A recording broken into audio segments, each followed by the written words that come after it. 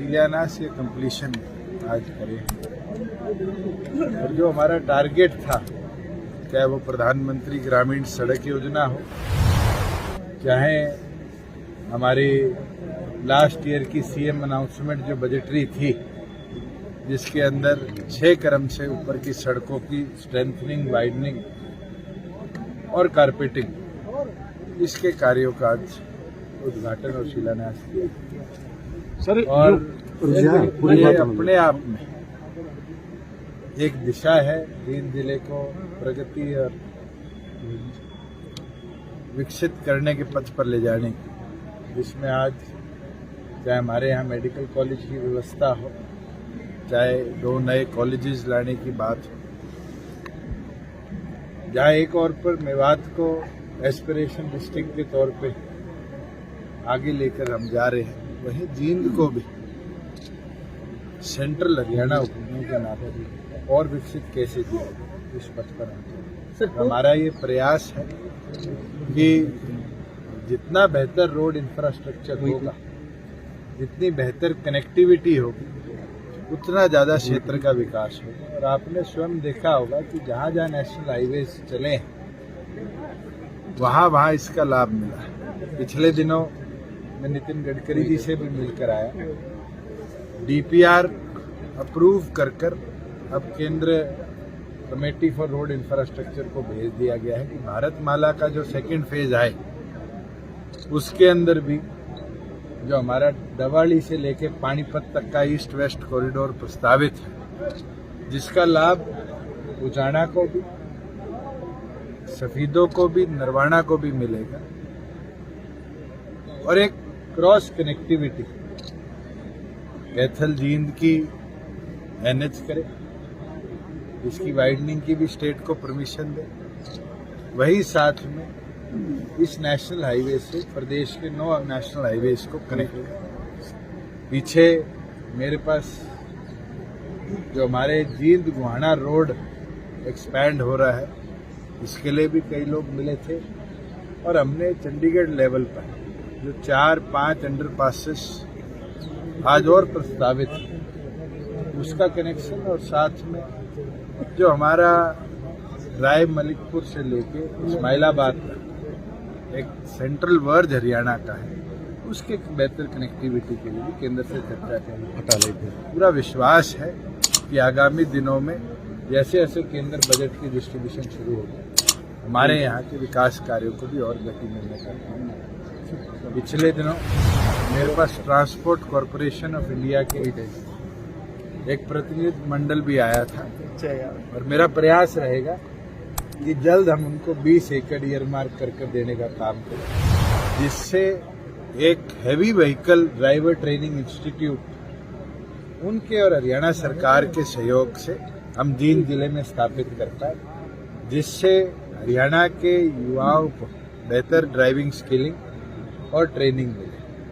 और एक चीज और, जो हमने 1.5 साल पहले पौधा उचाना ITI में लगाया था होंडा का, मार्च के महीने में, उसके अंदर भी होंडा अपना कोर्स शुरू करने जा रही है, जिससे बेहतर स्किलिंग के साथ हम उचाना ही नहीं, पूरे इस रीजन के बच्चों को होंडा जैसी बड़ी कंपनी के साथ भी डायरेक्टली जोड़ पाए।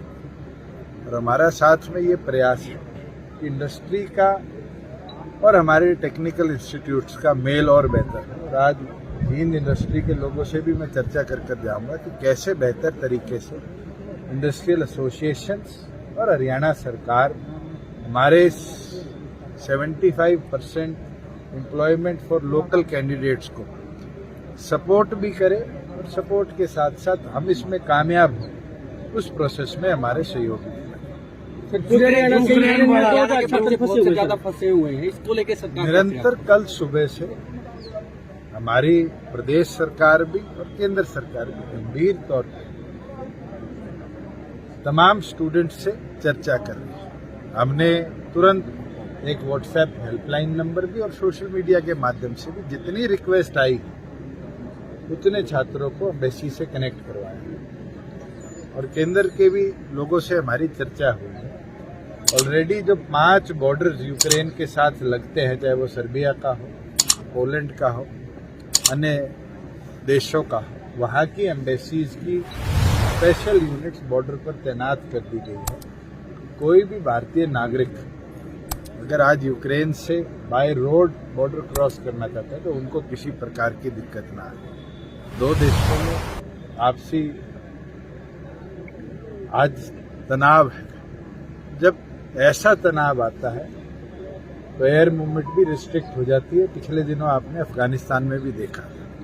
डिप्लोमेटिक तौर पे माननीय प्रधानमंत्री दोनों देशों से निरंतर संपर्क में है। उनका भी ये प्रयास है कि हिंदुस्तानी नागरिक केवल मात्र छात्र ही नहीं, कोई भी हमारे देश का नागरिक वहाँ पढ़ने गया है, व्यवसाय करने गया है, आज रिहाइश रखता है, उसको सुरक्षित अपने देश में वापस लाने का हमारा पूरा संकल्प है। और एक एक नागरिक की जान को सुरक्षित रखना भी हमारी जिम्मेवारी है। अंदर की जो सड़कें हैं उनकी बहुत दुर्दशा है। ऑलरेडी अमृत 2 जो अभी केंद्र सरकार ने 18,000 करोड़ रुपया मंजूर किया है, उसके अंदर जींद के अंदर सीवरेज व्यवस्था बेहतर हो, ड्रिंकिंग वाटर की व्यवस्था बेटर हो और रोड इंफ्रास्ट्रक्चर की व्यवस्था बेटर हो। इसका एक प्रपोजल बना के हम जल्द केंद्र को भेजेंगे कि वो भी अपने शेयर के जो उनकी तरफ से परसेंटेज आना है इस प्रपोजल में, वो फुलफिलमेंट जल्दी करें कि प्रदेश सरकार अपने बजट से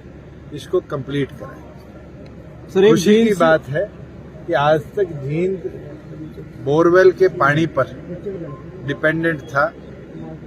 स्पेशली 40 एकड़ जमीन हमने एक्वायर करी और वाटर टैंक की कंस्ट्रक्शन और साथ में नरवाना से स्पेशलाइज्ड 27 किलोमीटर पाइपलाइन जो उस वाटर वर्क्स को फीड करेगी, उसका ऑलरेडी टेंडर अलॉट हो चुका है। और मुझे पूर्ण विश्वास है कि 2023 तक जींद के हर घर को हम फिल्टर्ड पानी जो कि 24 घंटे सप्लाई भाखड़ा से हो उसकी सुविधा भी दे पाए। सर, विधानसभा सत्र निकाय चुनाव में गठबंधन सरकार एक साथ चलेगी या जसपा अपने दम पे लड़ेगी? पहले भी 7 निकायों में चुनाव हुए और गठबंधन ने 3 में जननायक जनता पार्टी के थे और 4 कॉरपोरेशन में भारतीय जनता पार्टी के चेयरमैन उम्मीदवार।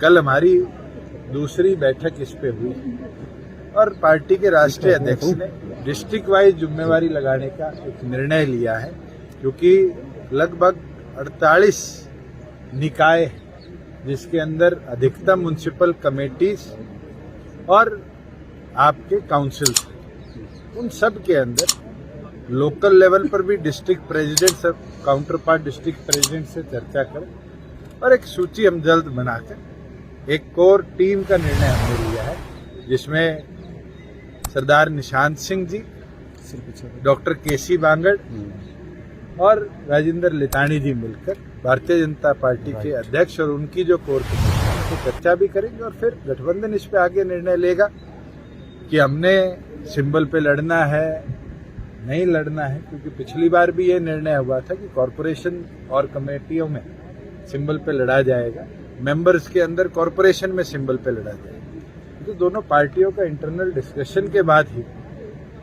इसका नतीजा आएगा, पर पूरी तौर पर मिलकर पहले भी लड़े हैं और आगे भी लड़े। सर, विधानसभा बजट स्तर तो राजस्थान सरकार ने अपने बजट स्तर में पुरानी जो पेंशन है वो लागू करने की घोषणा की। क्या हरियाणा सरकार ऐसी कोई आप इंतजार करिए, हरियाणा कर्मचारी की बड़ी पुरानी मांग है ये। गवर्नर साहब अपना एड्रेस देंगे और मुख्यमंत्री बजट 7 तारीख को पेश करेंगे।